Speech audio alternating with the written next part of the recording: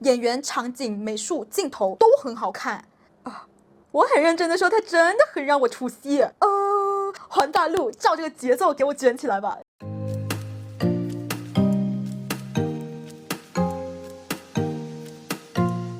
人生在世只需要吃喝玩乐。Hello， 大家好，我是妍琪，欢迎回到我的频道。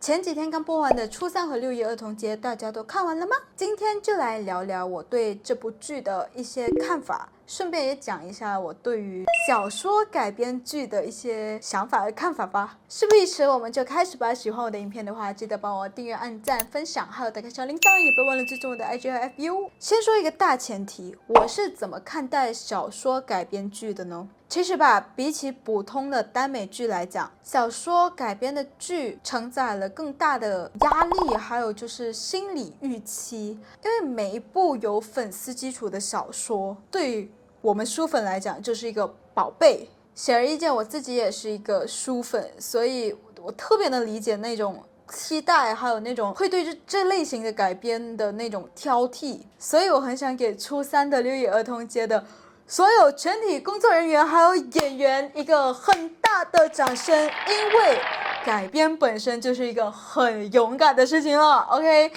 小说改编的电视剧一个不小心就会被人喷得体无完肤，但是同理，如果拍得好的话就能一步登天爆红的那种。所以呢，我自己的观看方式就是会把我的预期压到最低，并且把它当做一个全新的作品来看。但是我的底线只有一个，人设不能崩，故事背景不能乱。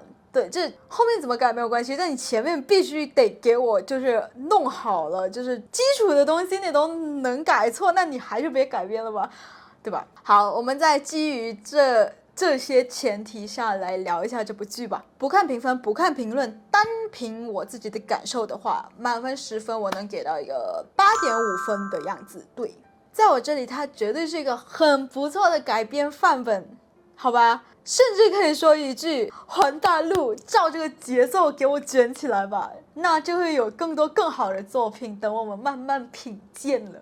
OK， 首先它有什么呢？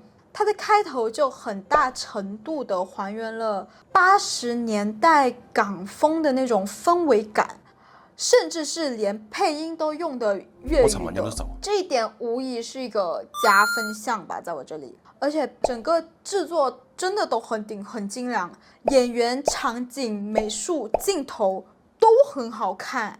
基本上它的1到9集每一帧你随便停都是一个 MV 的即视感，就是它调色什么的都太好了，太有氛围感了。其实我必须得承认一下，虽然一开始何昶希来出演何初三这个角色其实是和我想象中的何初三有一点点出入的，但是奈何最后就是被他的演技所征服了，还是很贴。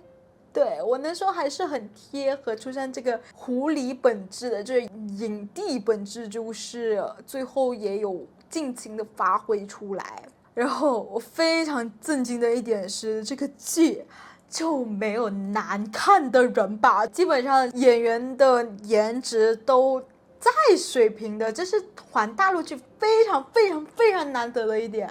不知道有没有人能够理解我这句话。然后剧情方面有改编也属实是能理解的，因为你想一下，它就拍9集，如果完全按照原著的节奏还有情节去拍，可能到结局2个人都还是一个半生不熟的陌生人。所以我觉得改编是我完全能够接受的一个点。那么它这部剧我自己看下来，我觉得扣分的点在哪里呢？第一，我必须说粤语啊，我很认真的说，它真的很让我出戏。我的出戏不是用粤语不好啊，而是他们的那个配音就是肥仔，我走先啦。喂，听起来不像是日常在讲广东话的人说出来的话，少了一点地道感，也少了一点年代的味道。所以对我来说，这一点是加分项，也是它的小小的扣分项。如果第2季的话，可以考虑一下使用香港的配音演员哦。可能会更好一点。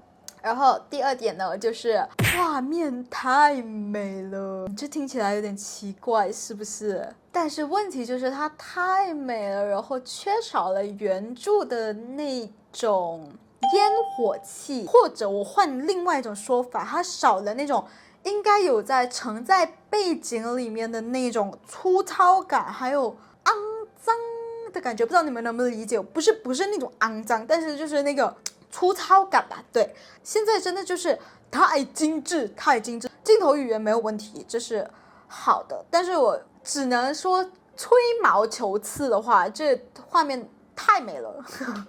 人不能什么都要，既要又要是没有结果的。所以整体来说，这个第二个扣分点完全影响不大，我只是把我的观点输出给你们。OK， 接下来这个扣分点吧，其实不是361这部剧的问题，而是整一个环大陆环境的一个通病，就是给观众很大的不安全感这件事情。就是故事拍到一半，然后团队就消失了，然后第二季遥遥无期，就会有这种然后呢的感觉。我特别能理解，因为我也算是在做这一行的，就也不是吧，就学了这一行，然后就很明白他这种小制作，然后资金又有限，然后又是敏感题材，都理解的。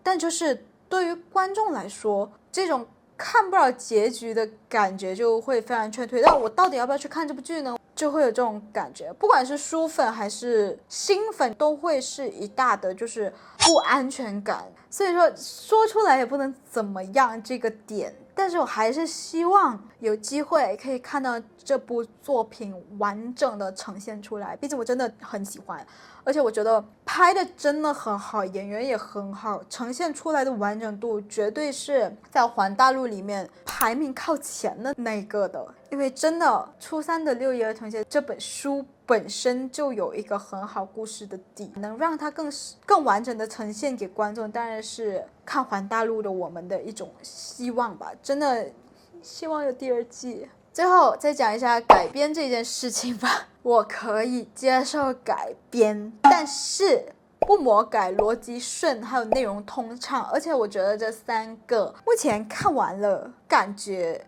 361都有，所以我不会在这方面给他扣分还是什么的。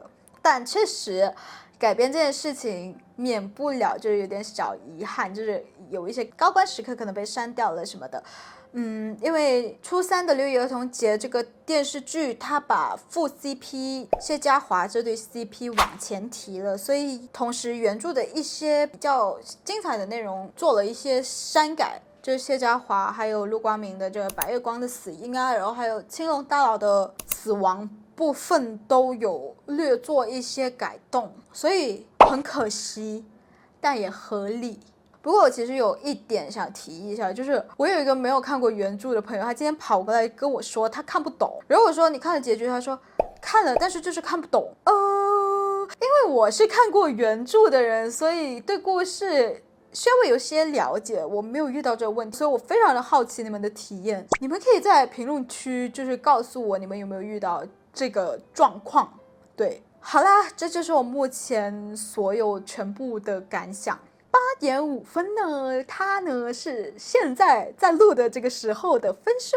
如果第二季呢顺利上线，我觉得可以直接冲9分。如果配音呢再提升一下下，满分也不是不可能的吧，是吧？如果你们也看了初三的六一儿童节这部剧的话，欢迎在评论区跟我聊聊你们的看法吧。还有一个小预告，接下来呢我会开一个新栏目，叫做燕琪在看，专门做耽美剧 reaction 的一个栏目然后第1集就是361，嘿嘿，记得来看哦。有什么剧想推荐给我的，也能在评论区跟我说。好，拜拜，我们下支影片再见吧。